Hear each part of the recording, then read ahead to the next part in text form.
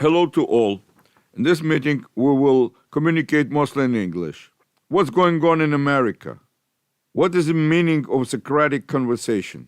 Socratic questions are a method of dialogue in which, instead of presenting an argument, you need to help the interlocutor come to this argument himself. In this way, we will maintain an atmosphere of trust and the possibility of compromise in resolving important existential issues.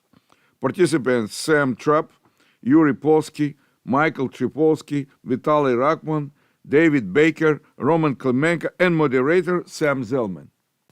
For our Russian-speaking audience, что происходит в Америке? Встреча на Зуме 30 января этого года. Я хочу, чтобы наша сегодняшняя дискуссия прошла на высоком интеллектуальном уровне, без обид и оскорблений. Может быть, на нашем примере мы научим профессиональных политических борцов находить разумные компромиссные решения. А в чем смысл сократической беседы? Сократовские вопросы – это вопрос диалога, в котором вместо изложения аргументов нужно просто помочь собеседнику самому прийти к этому аргументу. Таким образом, мы будем поддерживать атмосферу доверия и возможности компромисса в решении важных жизненных вопросов. Ну что ж, покатили. Надеюсь, вам будет интересно. Знакомьтесь пока. Всем привет. Всем привет. Мне было очень нелегко собрать всех этих людей. It was very hard to get those people together. Приветствую, меня зовут Виталий. Кого-то я видел, кого-то я знаю. Да, меня зовут Михаил, мы встречались уже. Идет запись. Возможно. Все согласны с записью? Да. Согласен. Чтобы потом не Конечно. сказали, что я вас изнасиловал.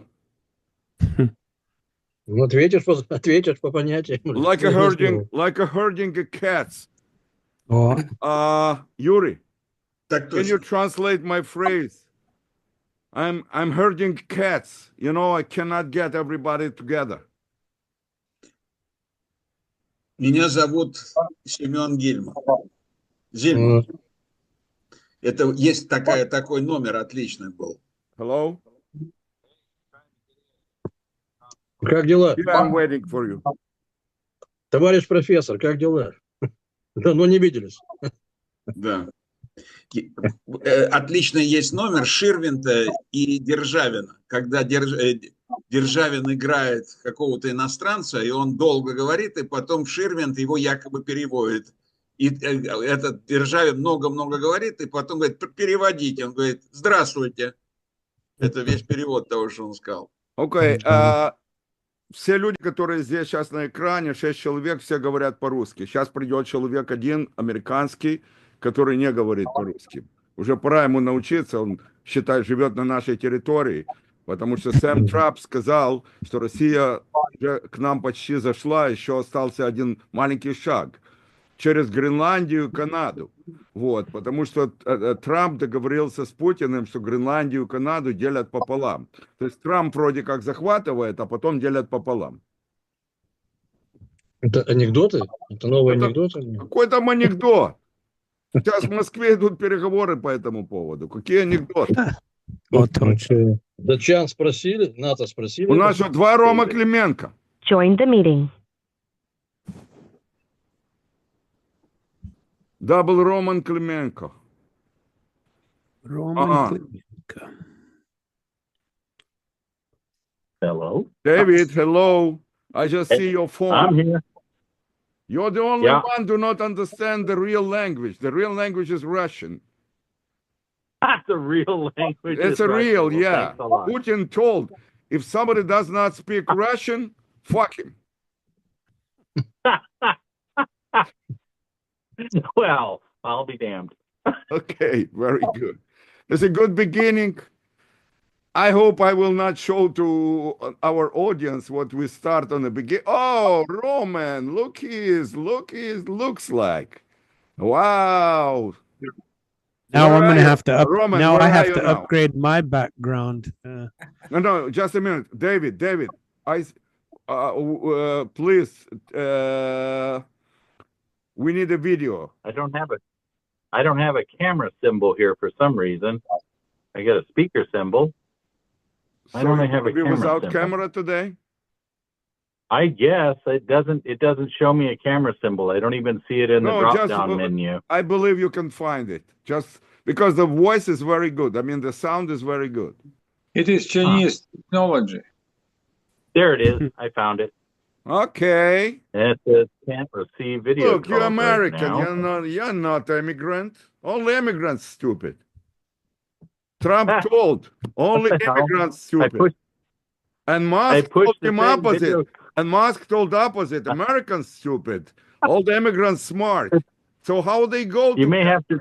I don't understand how they go together if one said one and the other said the other, and they're friends. It's like us. This is telling me it won't receive video calls. What have you done to it, Sam? Okay, look, Does not do receive it video once. calls. Look, do it once again. Turn it off and turn it on. If not, you're gonna stay as is. I'm inviting all of you guys because we're all American citizens, okay? And all of us live in America for 30, 40 years, and only Samuel lives here for 60 years, and David lives here for 63 years, and the other people 30 and 40 years. Yuri Polsky is a professor of geopolitics. He lives here for 43 years. He came from Moscow. Let me introduce Yuri Polsky on the right top corner. He lives in Pennsylvania, and he was a professor of the Westchester University of Political Science, okay? On the left top corner is a Michael Tripolsky. He is a chief editor of the biggest Russian newspaper in United States. Michael Tripolsky, say hello. Hello, Michael. Okay. I'm back. Okay. I think it's because you've got six. I think it's because you've got 6 people anymore, and it won't accept anymore. No, I mean Zoom accepting, but doesn't matter. But we will. Okay. I will put your picture when it comes to the record. Okay. Okay. If you want to see David Baker alive, go to my YouTube on January 18. There is a Zoom with David Baker from California. This is Dandy. David. Okay, let me introduce David Baker. Was born some years ago in United States in Florida, and Samuel Trapp now lives in Florida, and but David now in Oregon. Is it right? Yeah, I'm visiting. He's visiting in Oregon, but he lives in California, just about 150 miles from the fire. Is it right? Yes. Okay, and we got the interview with him. He is lucky. Okay, hot and interview. Roman Klimenko is the guy from South Carolina, but now he is in where? Hampshire. In New Hampshire. Okay, you see, we all travelers, and he is a specialist in custom and tariffs and logistic systems. Is that right? I don't want to say the business he's working because he told, don't tell, it's a secret. Okay, but he's a specialist in the tariffs. He will tell us what's going on with the tariffs now. So, and the last one is, the Vitaly Rachman is a guy, he is the owner of the 2 newspaper, Russian and Jewish newspaper in Philadelphia, and the owner of the Russian-speaking radio in Philadelphia, actually tri-state. Is that right? I think your information is not really correct. Okay, If so you- you say. Okay, I appreciate. I own 3 newspapers, 2 in Philadelphia, 1 in Washington and Baltimore. And I don't own radio. I participate in radio program, Radio Philly FM. Okay, that's it. So it was not too much wrong. Okay, so we have 7 people online, 6 of them speaking Russian. Oh, I did not introduce the very important person who is actually was accelerator for this program, Samuel Trapp. This fellow lives in Florida, and he is a radio host, and he is a blogger. He is a real estate agent, and whatever he says. Tell more, please, Samuel. Well, I'm a former attorney. I don't practice anymore. Years ago, I worked as an arms control inspector for the United States government, learned Russian in the military, and worked for an agency that is now called the Nuclear Threat Reduction Agency, and before it was called the On-Site Inspection Agency. And that was in the 90s, and during and after the collapse of the Soviet Union. And I still am very much interested in geopolitics, but more as a hobby and a commentator instead of, I form my opinions by listening to various other opinions from all over the place in Russian and in English. My Russian is still pretty good. Я могу обсуждать вопросы любые на русском. And I understand almost everything. I like watching Russian political programs through VPN, and I enjoy those sort of things. Probably more than you wanted to know. Yes, Sam, but Yeah, it's okay. It's very good. And I was Dave born in Baker- Cincinnati, and here I am in Florida in my old age. Okay, very So good. you're a transplant gator. That's true. You're a transplant gator. That's right. Yes, yes. David, please introduce yourself, please. Sure. My name is David.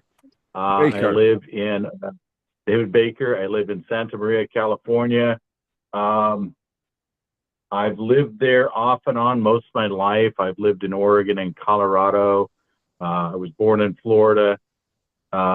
We moved here in '69, so I was pretty young when we moved to California. I work as a kitchen and bath designer, a remodel designer. I like to tear houses apart, put them back together. Primarily, my work is design and computer and the visualization part of it. As I'm 62 now, I don't swing a hammer quite as well as I used to, so I let younger guys do that. I was an auto mechanic for about 12 years, many moons ago. So I have a thing for gears and wheels. That's pretty much who I am. Okay, thank you very much. I just emphasize a little bit because David's father, he is a very important man who was working in space in NASA. Okay. Yes, my father was an electrical engineer. He worked for Army Ballistic, whatever the heck they called it before it became NASA. Straight out of college, spent his whole lifetime in the aerospace industry. When we moved out here, he went to work in a contracting company at Vandenberg. He's done tracking telemetry all his life. So I have a little background in the space industry. You grow up in it, you learn more than you really want to know sometimes. And I'm proud to be partially his colleague. Somehow, yeah. Somehow. Yeah, very good. Yuri Polsky, can you introduce yourself very shortly, please? So Samuel Trapp already impressed me with his knowledge of Russian, so I strongly recommend you to watch RTN. Have you heard of this TV station? It's the most influential TV station in the United States and Russia. So this is not a recommendation, it's instruction, Samuel. So You know why? Because Yuri is sometimes working with that radio and this TV, and he is making money over there. I'm making no money. It's my tremendous service to the American people. Okay. Okay, let's get going. So I have been working as professor of political science at Westchester University since 1989 until 2017. I expected when I retire, they will beg me to stay and offer me much larger salary, and the university would fall apart without me. That did not happen. So this is a tremendous disappointment. I'm still waiting for them to come back to me and beg me to come back to work again, but there is no sign it is coming. So I'm extremely hurt. So I request this crowd to support me.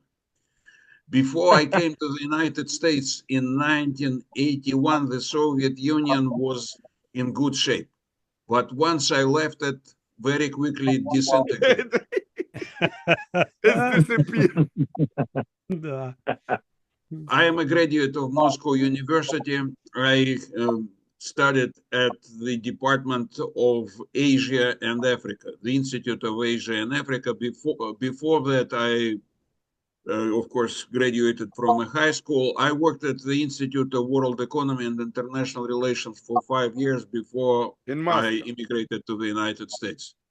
Among other things, I am a big chess fan, tried to promote chess here in the United States. I published all sorts of things, not too big, but some small pieces in different journals. And this is the story I want to share with you. Thank about you. myself.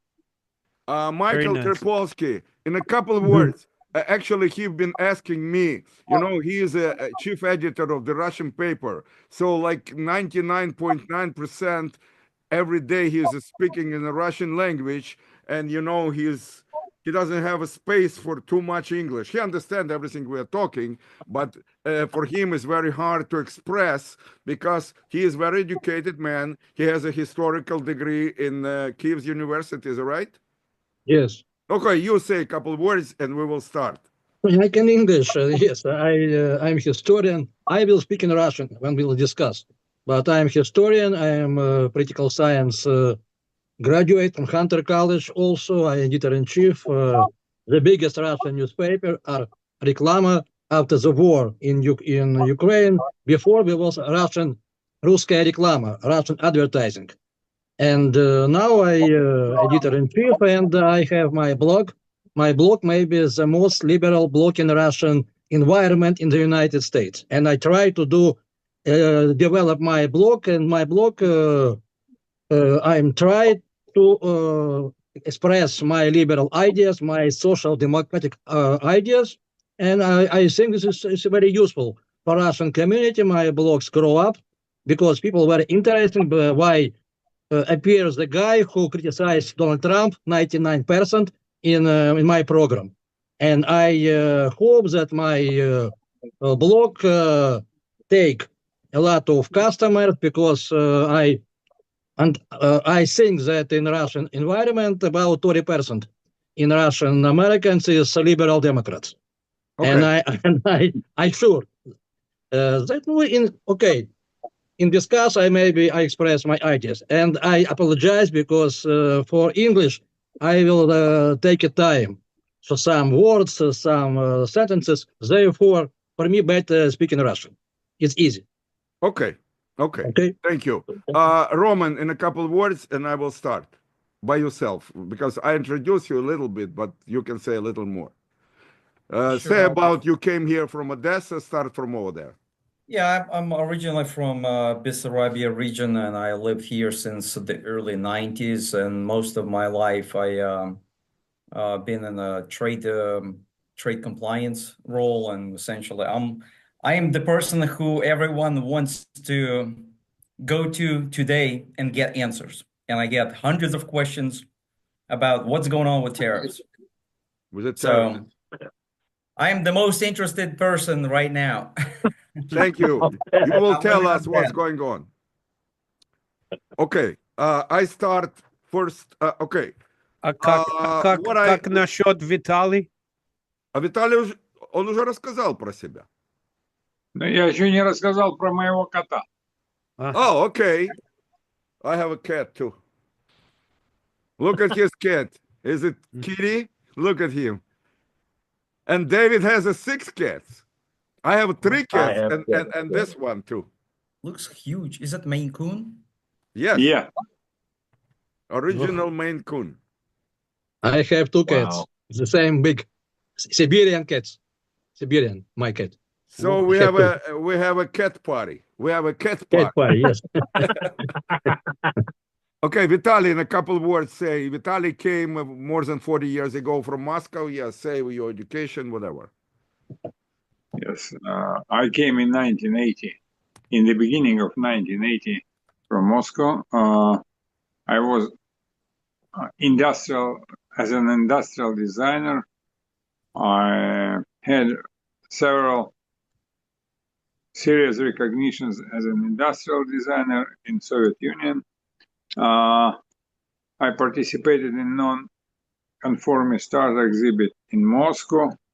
I was expelled to Siberia for a couple months and immigrated in 1980. Here I struggled a long time, and then I founded my company, and I founded non-profit organization company to protect Jews, and that's it. Thank you.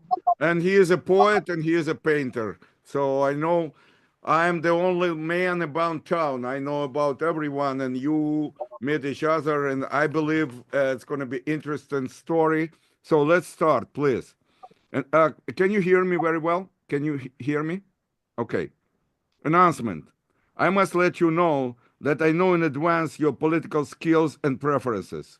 So it is possible that some of you will strongly disagree with opposite statements made by others.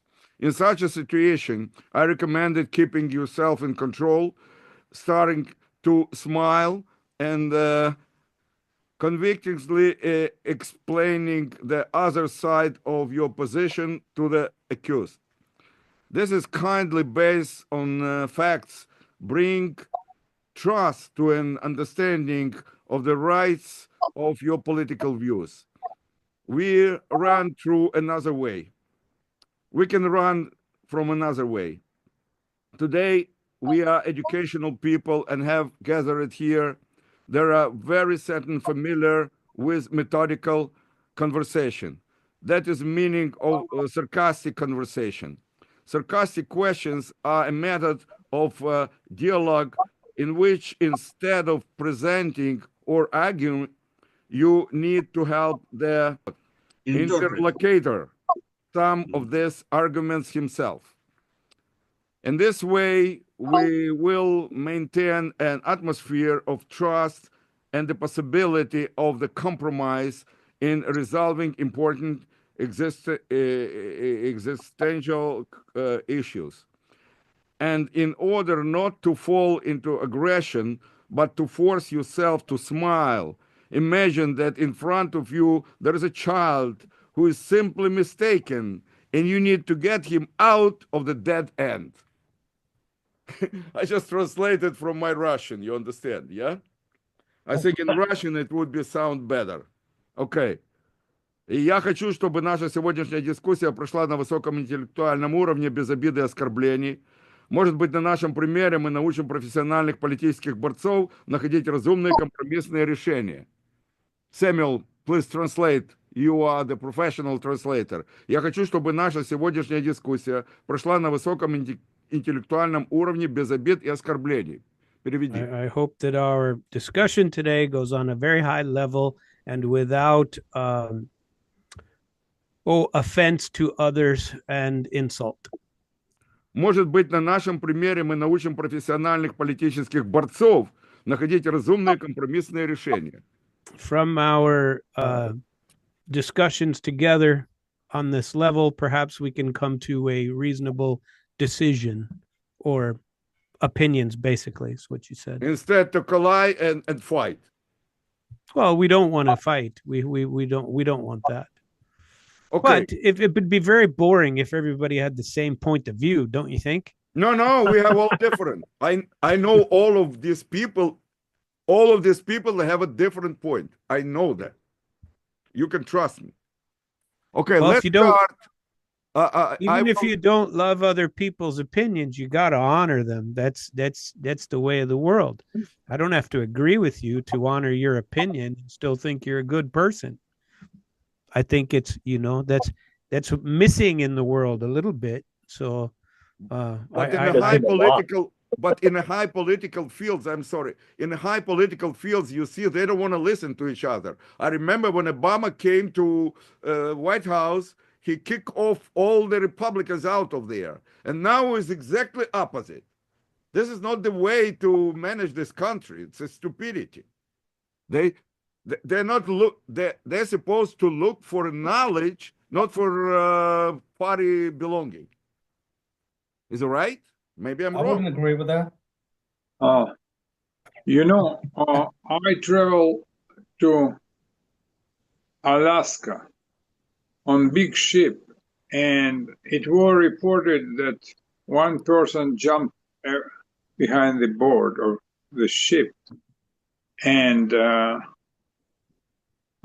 we requested jump out of our beds and stay on the second or third Level. of the ship, and they counted us.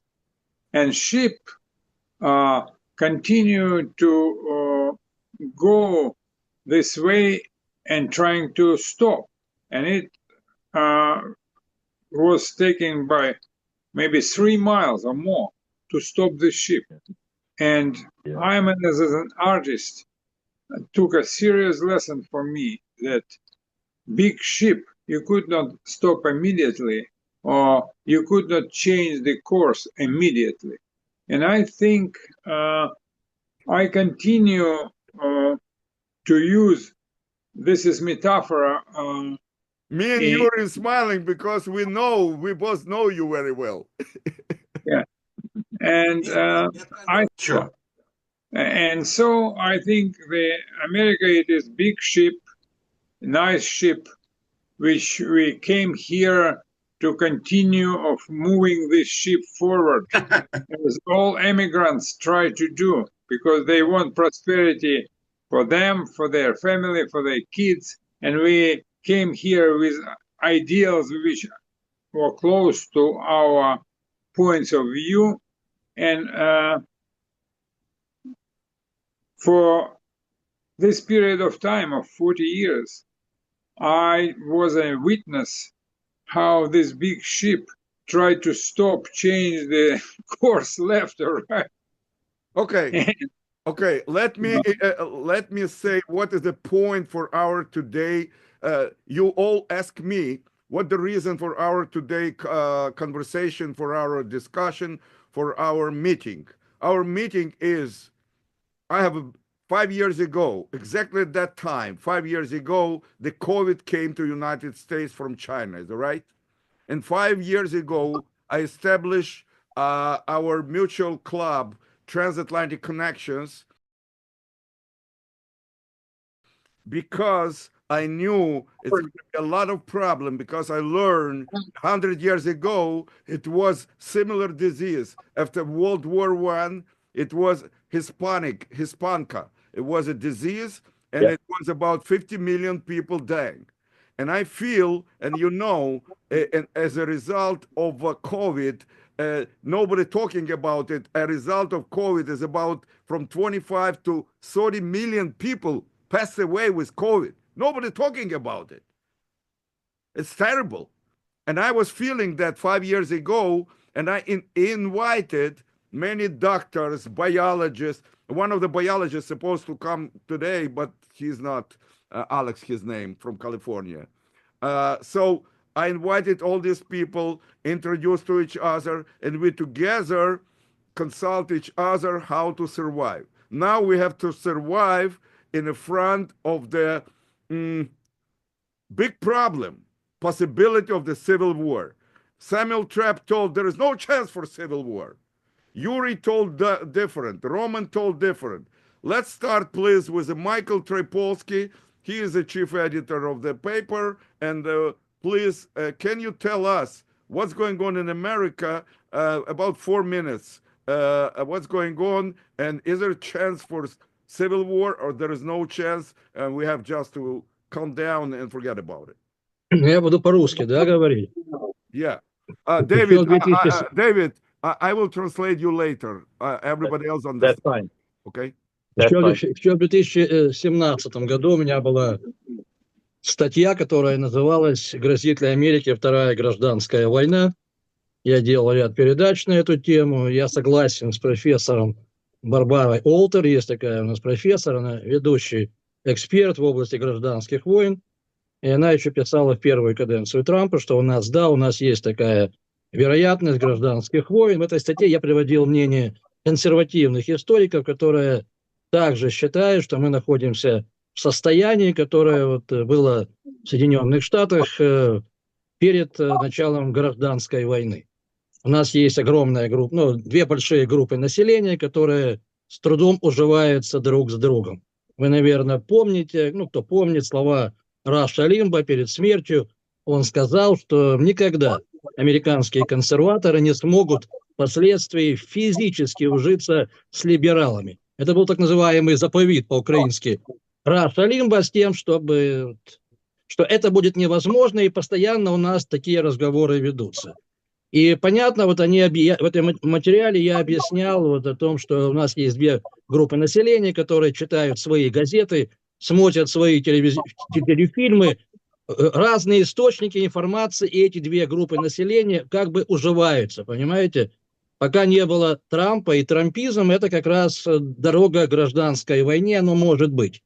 Потому что Трамп, он нагнетает эту напряженность, и мы сегодня видим, как Трамп просто как популист, он говорит, есть правильный американский народ, который за него голосует, есть неправильный, который за него не голосует, а это, вы сами понимаете, Трамп обошел Камалу Харрис на 1,5%, так же, как Байден обошел Трампа.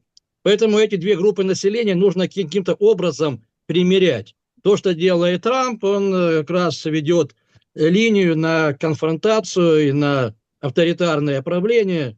Трамп заявлял в прошлом году, что он ничего не знает про программу 2025, повестку 47, а там четко прописано авторитарный курс нашей страны.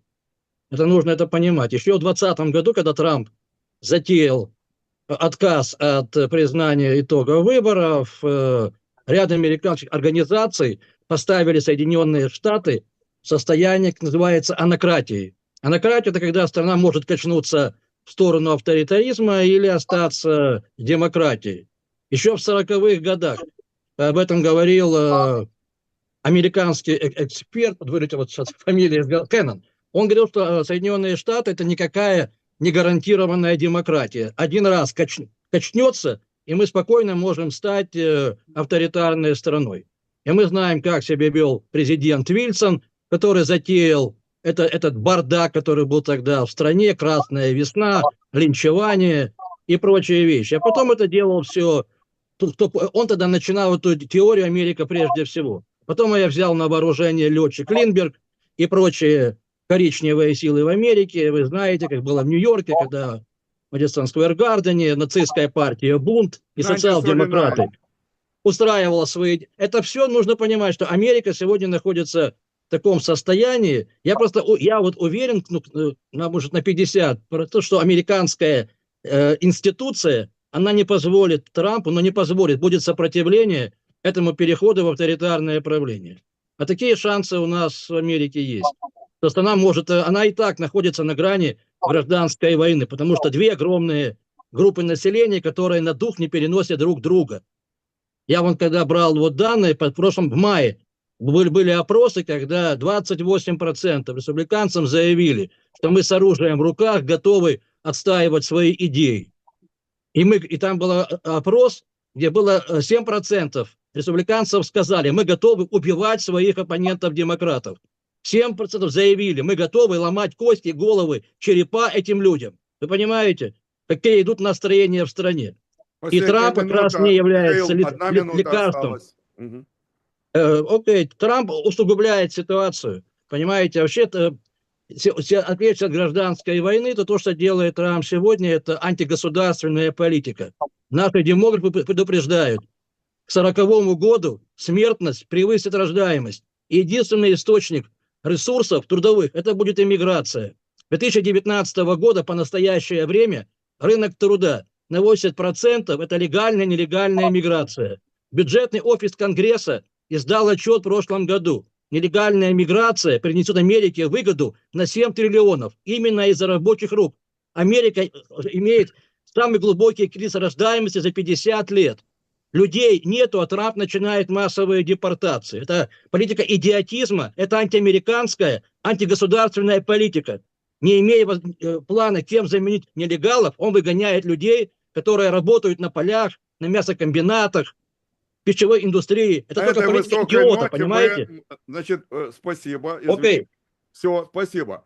I will announce. Next is Vitaly Rahman, please in English. Samuel Trapp next after Vitaly, please in English. Thank you. Next, David, please in English. Next, Yuri Polsky in English. And the last one is a Roman because he is the youngest one. I apologize for my ignorance of the language. I will translate you everything what Michael told, but I think you understood everything. There was a lot of Trump and a lot of America. That's what I got out of it. Okay, Vitaly, please. Okay. If Just a minute. Look at the clock. 4 minutes. Okay. You asked the question, and I answering your question. I think we will not have the civil war. And I will tell you why. I think that democracy in United States has deep roots, and they are not only in the heads of Republicans or Democrats. It's how created society, basis on which created society. American society created on the purpose of individuality, and every person compatible, and every person want to be in better position. And I think that mistakes which were made by previous administrations and promises which new administration trying to give people like populism, like active populism, they will be balanced. And I think nothing serious in political structure of the country will not happen that will prevent, will come to the crisis. I think, and more, Trump is very successful salesperson. He promised everybody good life in America by pumping gas, by developing corporations, by cheaping the price of gasoline, by cheaping the taxes on your individual businesses. And most of Americans who involved in politics, like normal people, they think about their pocket, about their day of tomorrow, how they will feed their family. And my deep understanding that if some of the promises which Trump tried to promise in his campaign will be done, and he trying to show that, and he used his populism to prevent ideas that everything what he promised he will give to the people.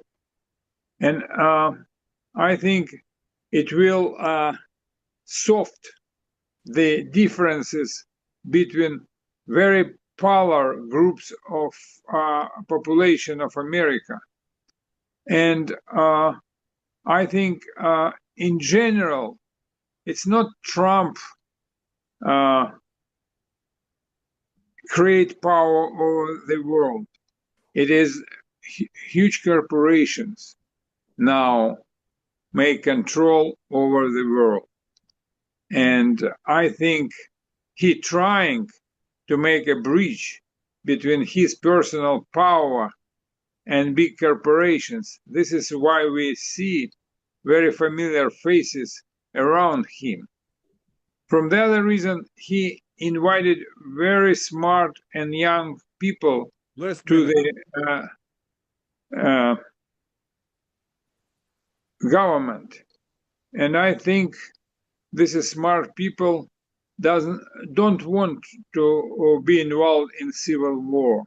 And they are from different camps, as we know their biographies. So again, to come to conclusion, I think it will be impossible for these 4 years to have a civil war. Yes, thank you. Appreciate. And the first promise, number one, which was repeated million times, 24 hours and the war stop. So there is no war between Russia and Ukraine. Since January 20, forget about the war. Whatever you see, it's a bullshit. It's not a war. It's just media is it. Okay, I stop. Samuel, please. Well, that was very good. I liked the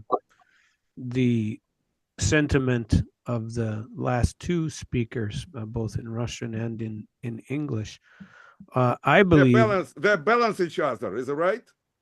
I think so. And I believe that there is no real chance of a civil war in America.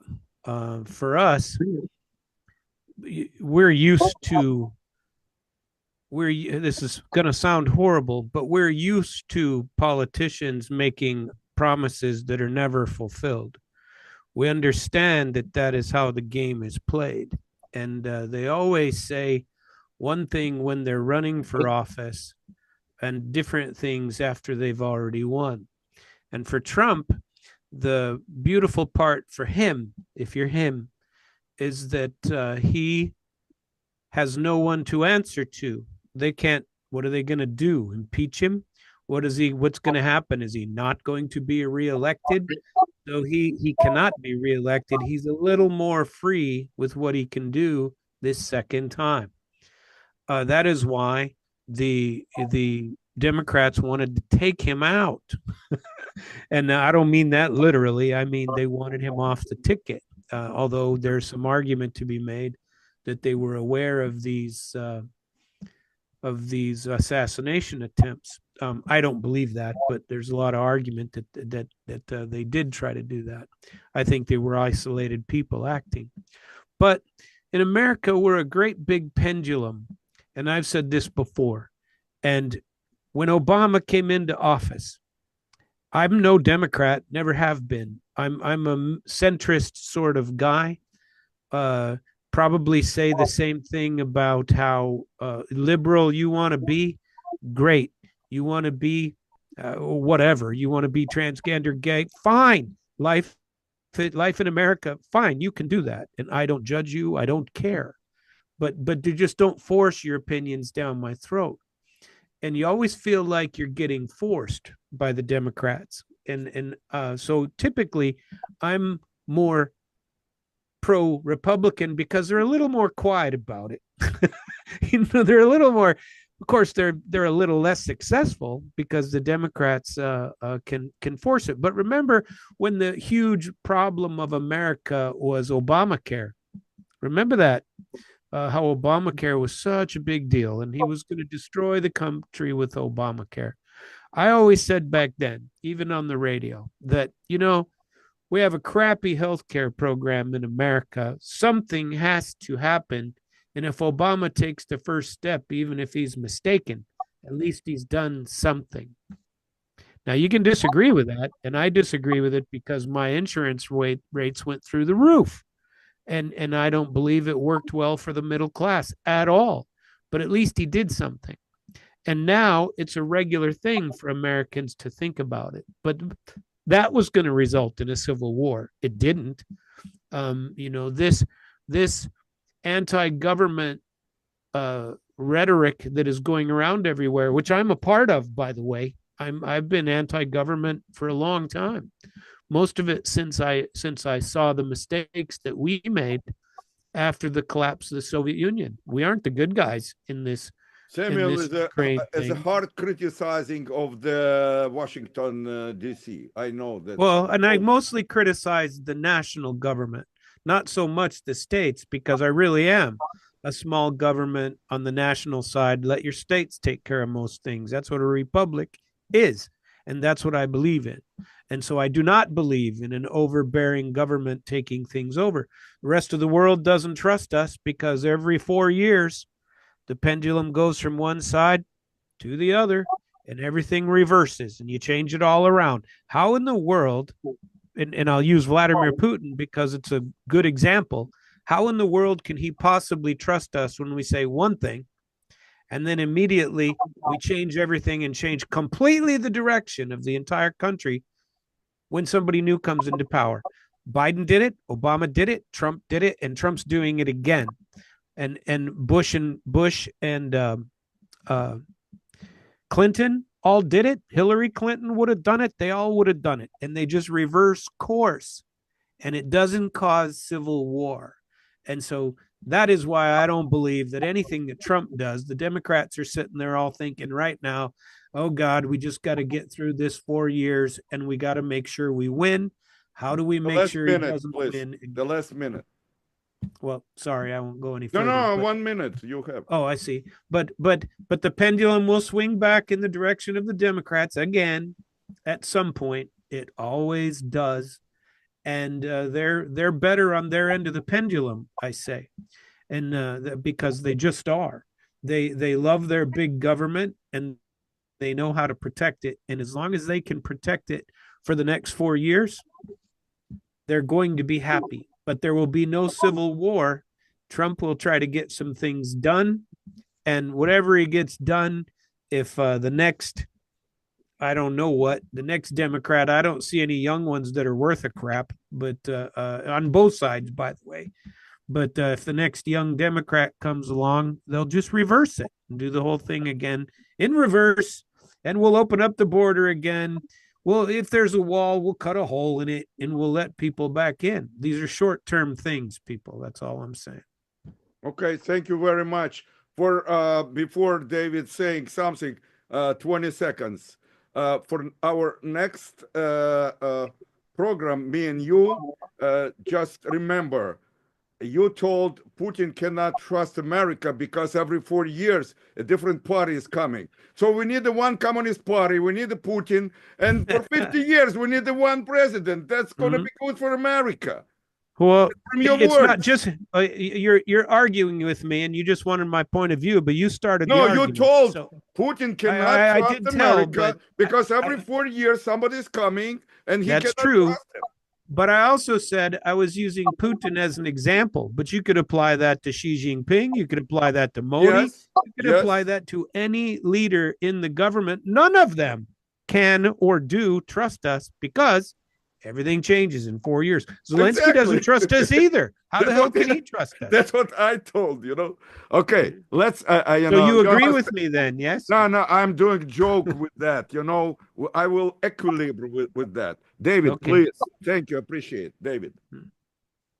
Well, I'm not quite sure where to begin, but I don't think, I think there's a small, loud group in America that thinks they want a civil war. Typical of any group of people, there's percentages that want different things. I'd say, I was born in the South, and I remember hearing the phrase, the South's going to do it again, the war of northern aggression, things that don't really jive. You can rewrite history a couple of different ways, and all the winners always do. Nobody's like, I agree with Samuel, nobody's innocent in this.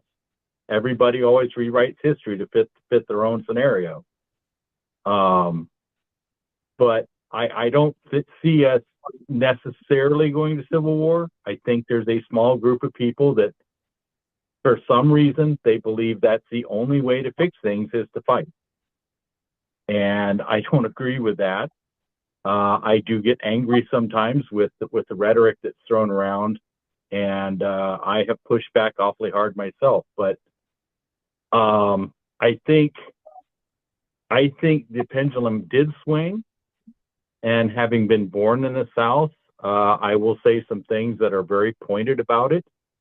I saw the reaction to, you brought up Obama. I saw the reaction to Obama by some as being plain and simply, they didn't like the fact that an uppity nigger was in the White House. And I'm sorry for using that word, but that was the impression I got from these people. They sneered, they called his wife a gorilla, they called her a man. They threw every slur they could in that direction. And yeah, they're a small part of an America. Unfortunately, it is a part of America. And at times we have to address it and say, no, that's not acceptable.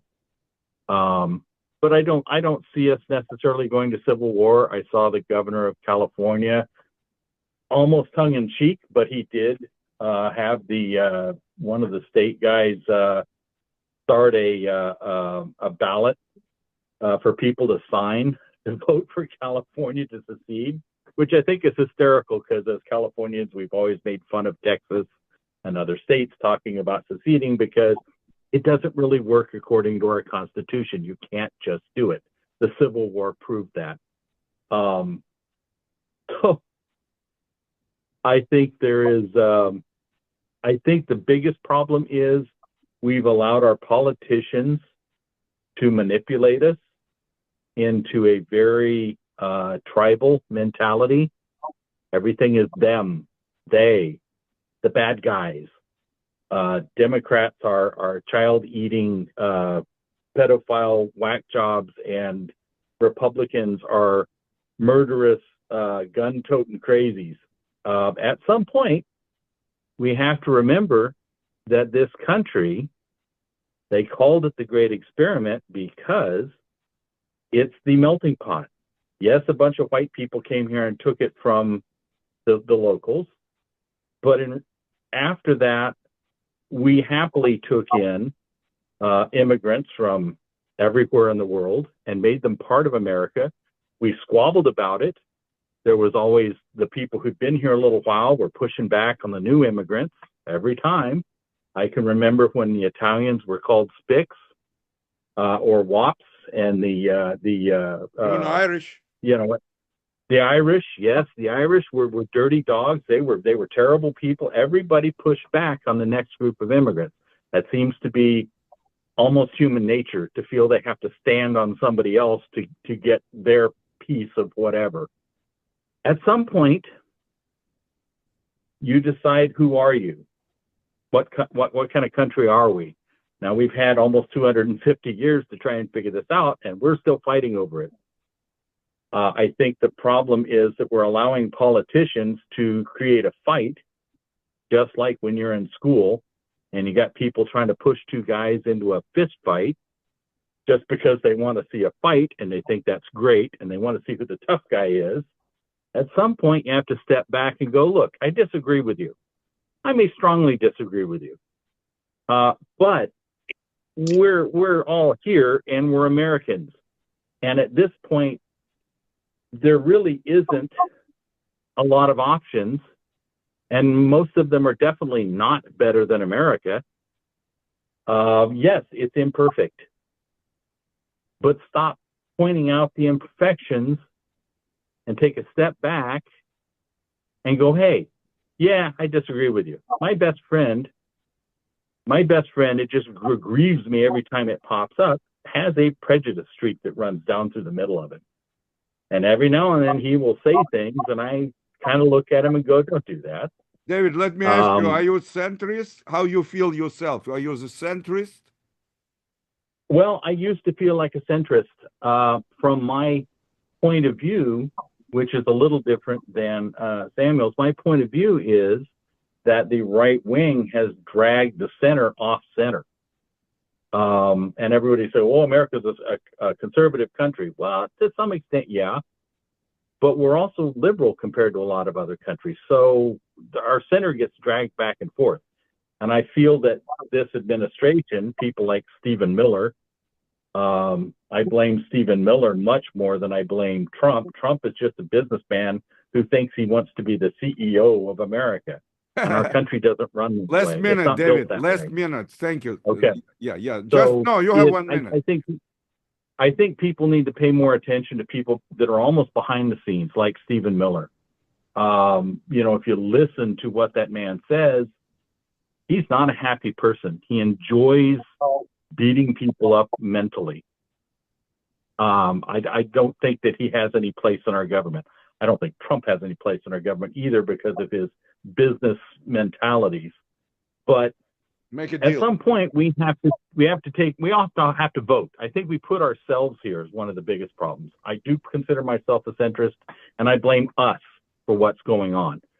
We went through the last 30 or 40 years where our voting was below 50%. What the hell is that? It's the only right we have that actually protects the country. Vote. Anyway, that's pretty much my follow acts there. Thank you very much. 15 seconds, and Yuri, please. 15 seconds. When I came to America 36 years ago, I remember the Republican Party and Democrat Party. Because I'm a businessman, I was more like feeling with Republican, and I am Republican. And I remember like a centrist of Republican Party, a centrist of Democrat Party. They've been very, very similar. Very similar. There is no people like that anymore. Is it right? Exactly. There is no middle anymore. No middle. You're with just me or you're Polaris. against me is the mentality. Polars. Okay, Yuri Polsky. He is a guy professional in these fields. And 5 minutes, please, Yuri. Like a lecture for the student, Put it please. back. Okay, so Alaska, when Vitaly mentioned Alaska, I smiled positively because Alaska is an example of American wisdom. The United States acquired Alaska, and that could be an example for today's situation with Crimea. I think the United States could have received Crimea to put an end to the war.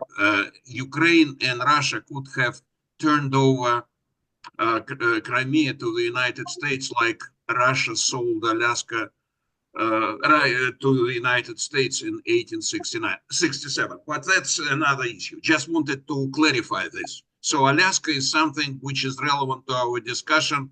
It's an example of how problems in the United States could have been solved. The United States has the richest wealth to deal with anything. The United States is the exclusive country. And the United States is an example of exclusive capitalism. So against Lenin's expectations, capitalism did not fall apart. And the United States is the main reason for that. And this will continue. Trump is much better than any other candidate in sight. He has tremendous flaws and problems, but all the time American leaders had problems, had difficulties. The system is set up so that the smartest people usually do not get there. But still the United States is the envy of the world. And this trend did not change and will not change despite all the difficulties, tremendous challenges that the United States has been watching and taking into account. The United States has not used the opportunities to set up a new world system that would be more peaceful, more productive. So today it's a major world crisis. And inside the United States, the situation is causing tremendous concern. But the US is blessed by the Almighty. And the United States will prevail everywhere, I'm sure. It prevailed early and it will continue. And it attracts all sorts of people all the time. Still, millions of people dream to come over to this country and settle here because this country is the beacon of the best and it will continue this way. And under Trump, the difficult problems that emerged earlier, I think, would be partially solved. And the United States should be unified. The people of the United States should come together. Trump is not the best choice for this kind of undertaking, but he can manage that. And the 4 years which he will rule, I think, will bring good results and the danger of real civil war will be very, very remote. That's what I hope for. Thank you. Thank you very much. You see, so far so good. Everybody has a different opinion, and nobody even spit in the face of the other. Wow. Окей, Мы ждем до тебя, кажется. чтобы я плевал всех. Да. No, I will do it specially when I finish that, and I will prepare to build this video. I will spit in every face. Oh, I want to clap for Hans, Mr. Polsky. That was very good. Listen, he I got agree with you. education. I agree with you wholeheartedly. Look, he got education in Moscow. The Moscow is the best educational city in the universe. But I Okay. got PhD at the University of Michigan. So the University of Michigan should be credited.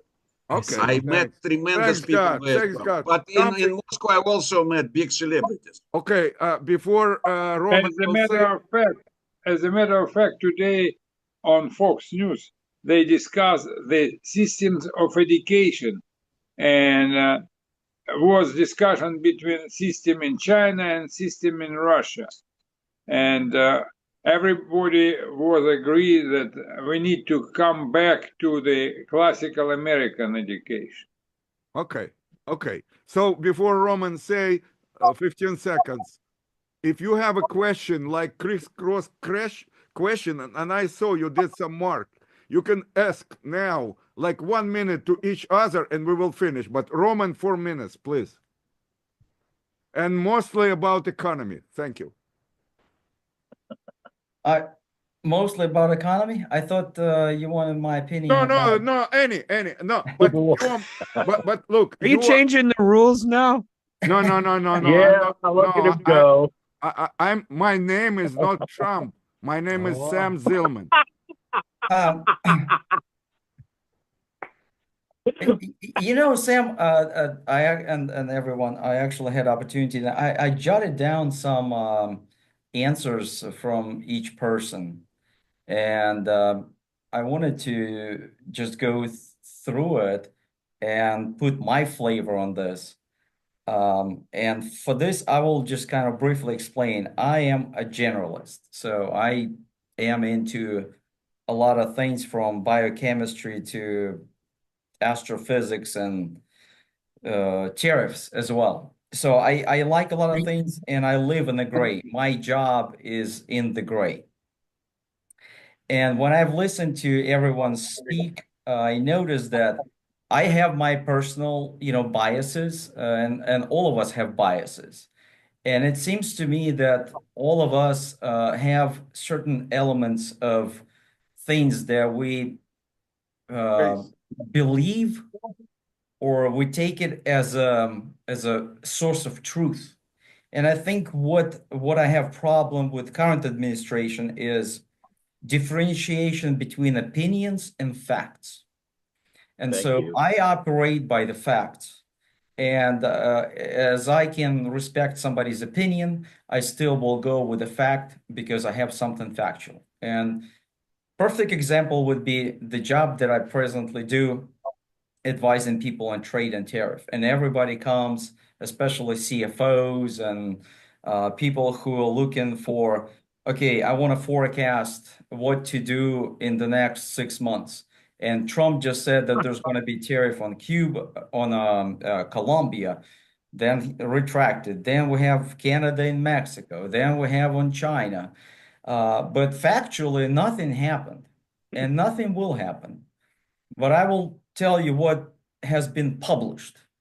And one thing that has been published is the actual act that was rolled out on the presidential site, and it's called the America First Trade Policy. And so just to give you a little bit of background, it goes into 4 different sections. And specifically, it directs multiple agencies to look into collecting revenue different ways, into unfair trade policies, into disbalance between, imports and exports. It asks agencies to look into currency manipulation, trade agreements, into foreign tax discrimination, and many, many other things that I'm not going to bore you to death. But the point of that, the reporting of that is due by April 1st. So don't worry, no taxes or no tariffs are coming February 1st, though you can hear that on the media. And that's the point I want to make. So something you hear in the media is, typically an opinion, or it's maybe the delivery message that Trump wants to portray. But the reality, factual reality, it's not what it appears to be. So I think it's important to separate that from this. And the other thing that I find very interesting is that I can't remember, somebody mentioned about Trump being a good manager. I think actually a couple of people mentioned that Trump is a good manager. So I looked at that from a perspective of, okay, he had so many failures, he had so many bankruptcies. So if I'm hiring him to be my CEO or CFO, he hasn't demonstrated that historically as being a good manager. So to me, he is not fit for office. Now, I understand he is outside of the system and he's trying to break the mold, but an interesting point Samuel made, how can Putin trust us if we are so unpredictable? Well, I would kind of disagree with that, because I think we were pretty predictable. There was a continuity. You go back, Reagan, Bush, Obama, Clinton, it doesn't matter. The geopolitics, you may call it, soft or hard if you're looking at Bush with wars, senior and junior. But for the most part, we were pretty predictable. Today, Yeah. with Trump, we are pretty unpredictable. So to me, we lost that credibility in the world, and I think it's going to bite us in the end. I think my time is up, so I appreciate. I think Roman is just put together everything, almost everything, how I think about a situation. So I don't But have you don't have to tell- talk. Is that what you're saying? no, I can talk. I can talk I for 1 minute, and we Can will I ask stop. Roman a question? Yes, please. So when you were talking, and I somewhat agree. I was wondering if you think that Biden reversed or changed, because I think the changes the day he took office are the things that probably pissed off a lot of America, including some of his own guys, the day that he became office. But it's a tradition now that they all kind of do that. And I think those first few days in office, when they just boom, blow everything up and go the complete opposite direction, would you blame some of the lack of world trust on that as well, or is it all just Trump? I would say I think what happens is that the media amplifies whatever Trump says in his Truth Social or any social media, so it gets amplified. But what actually goes through legislature or through bills or even executive orders, you can issue 100 executive orders, none of them actually law until Congress or Senate or both collectively say, Do hey, something that is the about law. it. Yeah. Mhm. But I mean, there's going to be some deviation. But to me, the presidency of Biden, it was kind of like an old bureaucrat. It was, he's been in the system for so long. And if we're, speaking about, for example, Russian sanctions, he didn't tighten the vice until he literally left office. I mean, you can look at it from political perspective, like he's going to put that on Trump and say, hey, you now have to either continue with that or relax that. Then we'll know where you stand. Or you can go completely different directions, but again, we'll understand your stance. But Biden, it took him 4 years to start tightening the vice on, oil sanctions and personal sanctions and vessel sanctions. I mean, literally right now, they put probably some of the most strictest sanctions I've seen in my career on Russia. Yeah. But again, May- Obama, that was a may I comment? failure of Obama. Хорошо. Because those sanctions that he put in place in, whenever 2014 after annexation of Crimea, that was a joke. It was a joke. And it's because I read those. I read the executive order, I read the sanctions, and I read how they apply.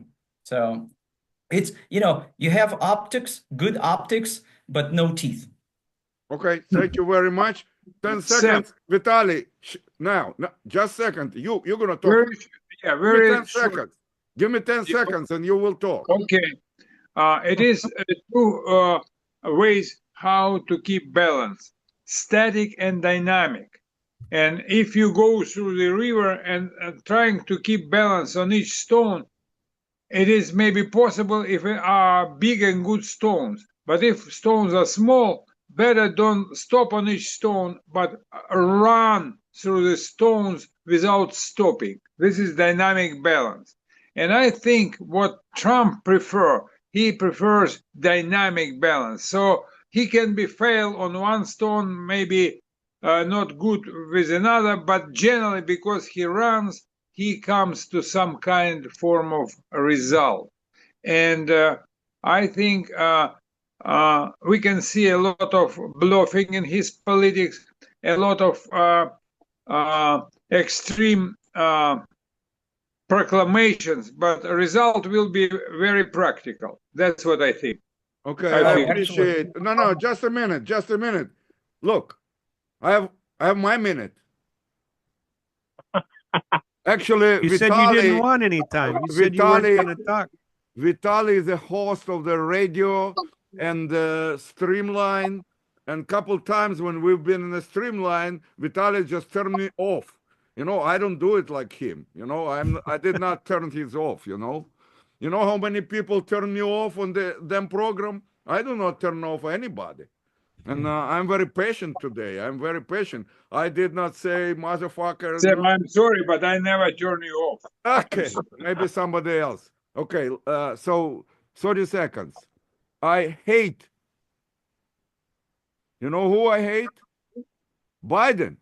Because of Biden, Trump came to the Oval Cabinet. That's why I hate Biden, number one. Number two, talking about Trump. In the very beginning, many professionals came to his team. And finally, he kicked off all the professionals and changed them to people who kissed his ass. And now he hired 99% of the people, not professionals, but who is kissing his asshole. That's it. Yeah, I wanted to mention that I think there were a couple of comments, and maybe one was made by Yuri and one was by Vitaly about bringing new smart people, and I can agree to some extent, but the way I look at it, you can bring the young and smart people, but do they have the ability and skill set for that particular role? So to me, it's important hiring the professionals in the specific roles. And that goes with everything. I mean, defense secretary, FBI. I mean, we're talking about people who are echo chambers to Trump, but they are not professional. They may be good lawyers. RFK is a perfect example. He has no background in biology, chemistry. He may be good environmental lawyer, but he has no capacity. No, he was a good drug user. He was a good drug user. Yeah. So to me, it's also important is to hire the right person for the job. And we do actually have some people in the office who stayed throughout, Republican and Democrats. Doesn't matter.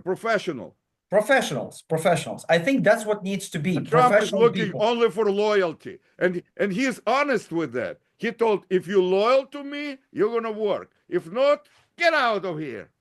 Isn't that how the mafia is run, though? I told Sam a joke. So my boss, and he's a Trump supporter. Well, now former boss, and he knew I'm Ukrainian, but he like when I disagree with him, he would try to kind of get on my nerves, and he would say, "Roman, why can't you just say, Ron, I agree with you?" And I say, "Well, I'm sorry." And then he would say, "You all Russians are the same."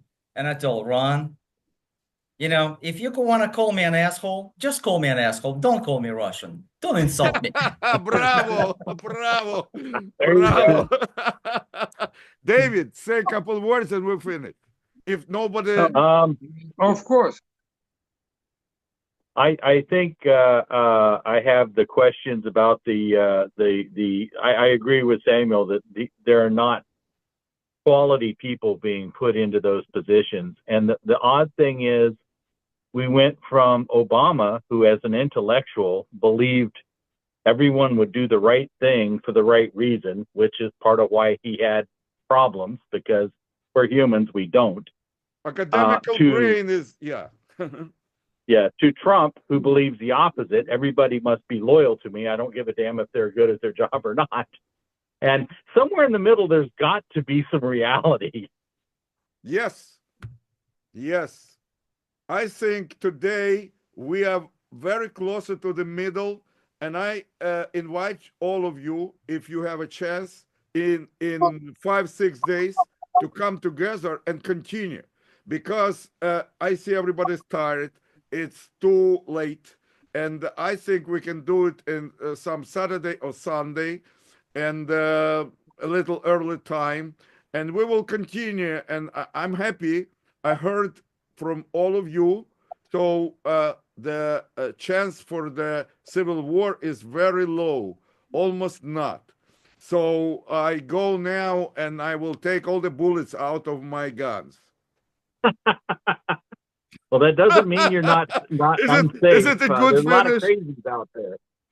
I tell Lone you wolves, what, individuals. I'd leave the bullets in the gun and just Yeah, take the gun out of your hand and put it back in the closet for a while.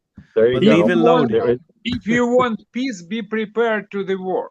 Exactly. Good Yeah, job, I Vital. have 2 guns in my safe, and I have numbers in the safe, and sometimes I forget the number and I don't know what to do. Yeah. Okay, guys, thank you very much. I think it was very friendly, very nice, and everybody's. Michael is frustrated. Michael, tell something. Почему? Почему? Я хочу просто добавить, я вас слушал, понимаешь? Yes. Я, например, считаю, что американцы, в Америке Let's есть try. такие No, шансы. Michael, let's try in English. You can do it, please. Let's try. In English? Yeah. No, my point that United States now have the main problem is workforces. Our demographs warning us that I talking about it in 2040, deaths will prevail that born, and only one chance to America survive is immigration. Now Trump Bellamy, and this is policy about fucking the brain of ordinary Americans. And these Americans talking about why invasion, how America to live without worker. Trump talking about You're right. You're right. about the city of Springfield. Only crazy, only super crazy man. He the Vance talking about these people eat the cat and dogs. These people from Haiti coming to this city to save industry in this city because white worker have a chance to go out on the street. And these people invited by governor and mayor of this city to save industry. How America can survive without people? Trump now talking about deportation. Is a crazy idea. Million people. You're understanding it wrong. You're understanding it. Look, And he doesn't plan. He doesn't plan to substitute these people. How to can depart? How can you depart 1 million every year without substitute this worker? It's crazy. Agriculture, 75% work is immigrants. Meat mills, 40% is illegal immigrant. construction, wood industry, fish industry, as hospitals, Americans, how to Agriculture. survive? Only crazy people, Agriculture. and the problem Okay. in America because Okay, we understand. problem. Michael, we Yeah. understand. I know you cannot stop. We understand. Vitaly will say now opposite. And 5 minutes, 5 seconds. yes. Question not immigrant or not immigrant. Question is in what form to be immigrant, not without permission of American government. You need to go through a special system to apply for a job in America. That's what we're talking, not about cancellation of a migrant. I will call this migrant, not immigrant, migrant workers. You hear from Trump any words about legal immigrant? People now in our program talking about Stephen Miller. This is billion. Miller is a fucking guy. Sorry, guys, because this guy talking to Trump cut legal immigrants in first Trump term about 1,300,000 illegal coming to United States. What Trump to do? He ordered our immigration service cut the visa, postpone the visa, postpone the status of political asylum.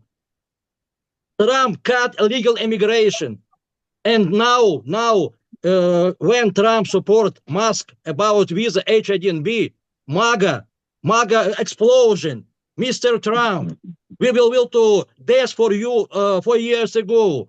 You're talking about illegal invasion. Now, legal invasion. We don't want more immigrants. Okay. Stop okay, immigration. That's it. The people crazy. How to live without immigration, Okay, guys? that's it. That's it. Let me finish we 1 get it. minute. My prediction. 1 minute. My prediction. A year ago, okay. A year ago, I invited about 9 people. A year ago, in January 2024, I invited 9 people, and all of you can see that video on my channel. And I predicted, it was January 3rd, I predicted, and I told, there is no chance for Biden to win the presidency. Yeah, I told, no chance. And I told, when Trump will come, the first what he will do, vengeance. That's numero uno in his brain, vengeance, okay? He's a businessman. You know what kind of a businessman? Who else from you had a father who granted you millions of dollars without paying taxes? Is any one of you got the millions of dollars without paying taxes? Is any one of you did not pay taxes for 18 years? I got bankruptcy in 2007. Next year I paid taxes, and I'm paying taxes every year. He does not. How he's a fucking president like that? Who can tell me how if he's a businessman, let him stay in casino, okay? You understand? Casino business is a mafia. Without mafia, you cannot build casino. You know, now I am going to be like a boxer. I can kick him for every step. You know, he was in a beauty business. I'm a fashion designer. I know what it is, beauty business. It's a prostitute. It's a prostitution, you know? And I don't tell anything else. He owes to the many, many banks. And he was like a squirrel, like that, to hear that there is there, and he is a corrupted. He is 100% corrupted. He got 18 cases in New York, 18, and he bought 18 judges and prosecutors. If you prove me he did not, give me the arguments. I have all the arguments what I told. Look at his story. I don't care about his, no, I don't care about his life. No, let me finish. I don't care about his life. I don't want him to be a president. And the number at the end, him and the Musk, it's a two opposite person. And even the JD is the opposite person. And I want to see how they're going to eat each other. But I'm Republican. Okay, my wife told, shut up. Because Trump people will come now and take me out. Trump's gonna come get you. Sam, Sam? I think what he's very good at and successful at is reading people emotional state and feed into that. So like Michael is passionate about like the immigration and labor force. I completely get that. I resonate that. Now, we were deporting a heck of a lot more people during Obama and Biden's administration, a lot more. It's just how it's done under Trump. I mean, we're raiding families, we're raiding businesses. It optics, good optics for his base. But what does it Yeah. show other people? And does it show force? I don't say I wouldn't call it force. It shows picking of the low-hanging fruit.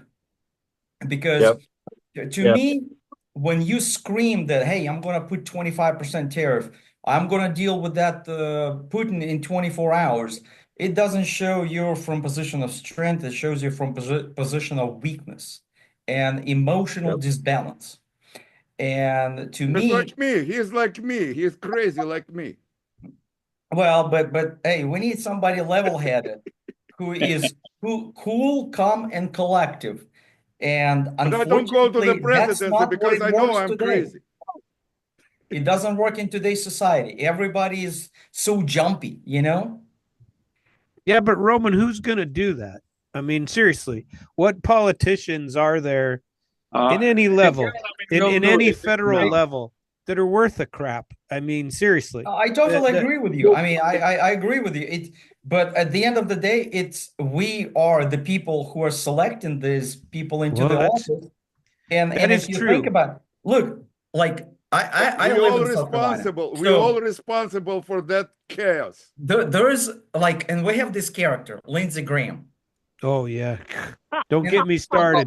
The jellyfish. Now, Never Once in a never went a war he didn't love. He loves that war. The Doesn't jelly matter fish. where it And- is. but he is right about certain He's things. a guy from his state. He's from South Geopolitical Carolina. perspective, and he'll say some like very logical things, and then 2 days later he'll say complete nonsense.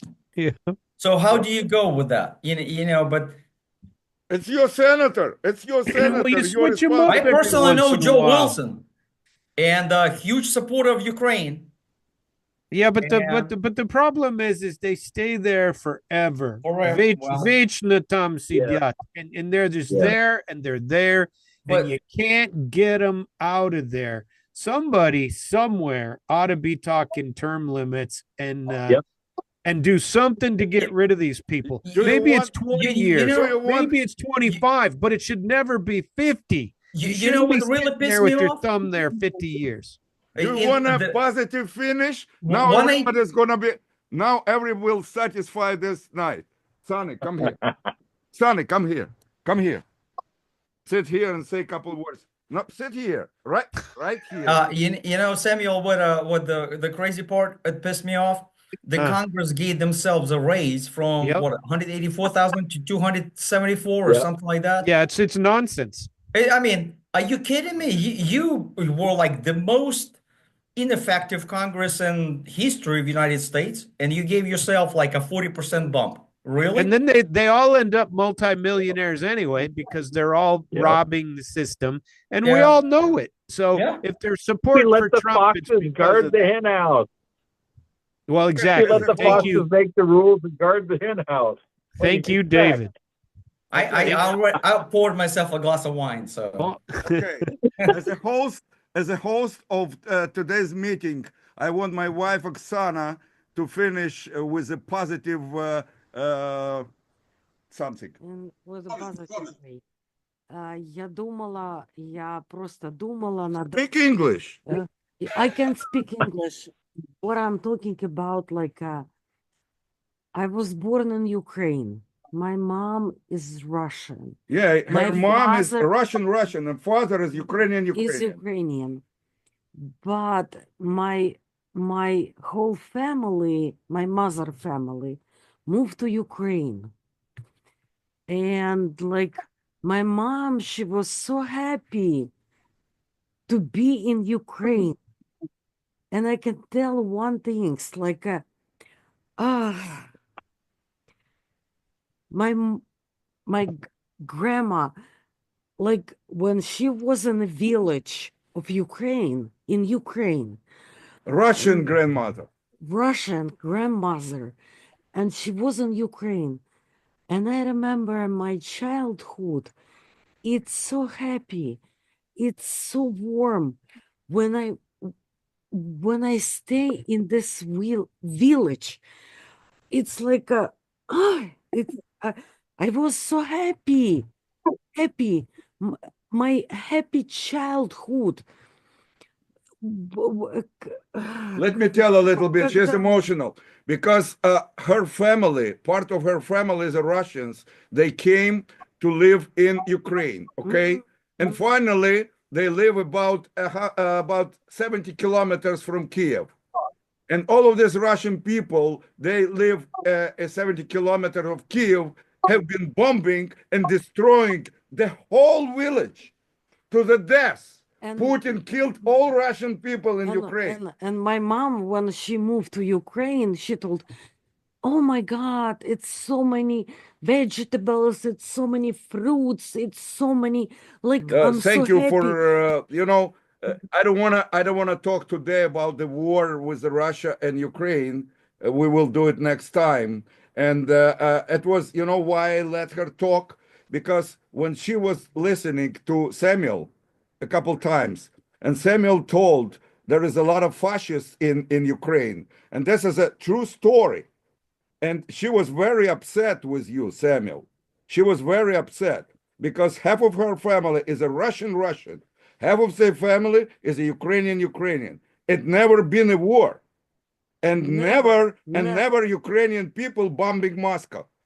Now it's time to bomb them. Not That's yet. what I say. It's But I would like to. it's Worse, like you and see- everything. We Ukrainian people do not come to Russia to kill them. Okay. Why they come? Why they come to Ukraine to kill the Ukrainian people? And you know why she is telling that? Because I have a feelings. That Trump and Putin will sign agreement to finish with Ukraine. That's my feelings. We will stop from here. And we will see what's happened. And you will see Trump and Putin will agree to give Putin half of Ukraine, and the other half of Ukraine will be in protection of Moscow.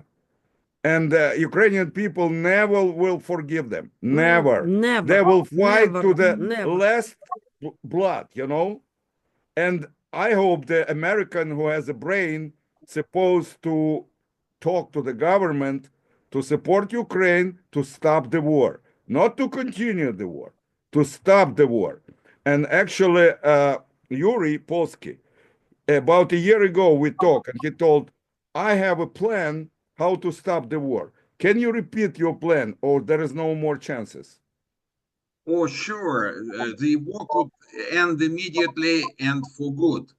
And the United States could have played a major role and still have an opportunity to bring an end to this war immediately. First of all, fighting must stop immediately, regardless. It's pointless. It serves no purpose whatsoever.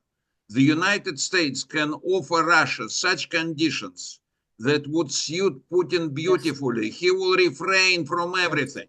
The United States should declare the Russian Federation its strategic ally and accept full responsibility for Ukraine's fate forever, for Ukraine and Russia together. Make friendship with Russia forever. It does not matter. Putin is in charge or somebody else. It's not our concern who runs Russia and how this country is run. It's very important to bring an end to its unbelievable tragedy. So the United States could play a major role. And as I said earlier, the United States could extend its influence in Crimea and in the areas where the Russian forces are located. Let's say Slovakia and Hungary could take over these areas. They're friendly with Russia. There is very easy scenario to satisfy Putin, to tell him that he should give up on these territories. Russia has lots of territories. Security of Russia could be guaranteed easily by the United States. I can speak in detail about this, but Trump has no idea how to handle this. Thank you very much. And we will finish with that. And I hope we will continue next time with this war, because this war is a really like, on my point of view, this is like oncology. This is like oncology killing the planet, you know what I mean? Because it's involved China, it's involved Korea, it's involved everyone, you know? It's like you see, like my words. Putin doesn't like his country. He doesn't like his people. Because it's like if you can see the They're cemetery, killing young Russian people. They're Russian killing them. people, they put on a war. It's like if you can see the cemetery, you cannot imagine the cemetery. It's like he put the cemetery in Siberia or whatever. It's like a whole place with a cemetery. Okay, that's it. No, I want to finish with positive. Say something positive. Positive. What about these people? You see those people? Well, The sun will rise tomorrow. it's- Yes. And it always all does. all Thank you, all thank you. All of the people smart, but if I'm flying back home we can tomorrow. do, we can It's do freezing here. something. We can do something. We can do something. We can do something. It's like we have to stop Common something. sense. We have to do common sense And with stop with a circle something. of our friends. With a circle of our friends, we have to talk and look for some way to get out of the problem. That's it. And listen to Yuri Polsky and Mikhail Tripolsky. It's Okay. almost like a poem now. You have Yeah. a good rhythm. It's really nice. It's really nice. Okay, thank you very much. Okay. Good night. Thank you all. Good night. Take care. Okay. Thank you, gentlemen. Thank you, Olga. Счастливо. Good night. Okay, I hope our audience have been happy with us. Ну, я надеюсь, вам было интересно слушать, видеть, и поэтому пишите ваши отзывы, и мы опять будем встречаться.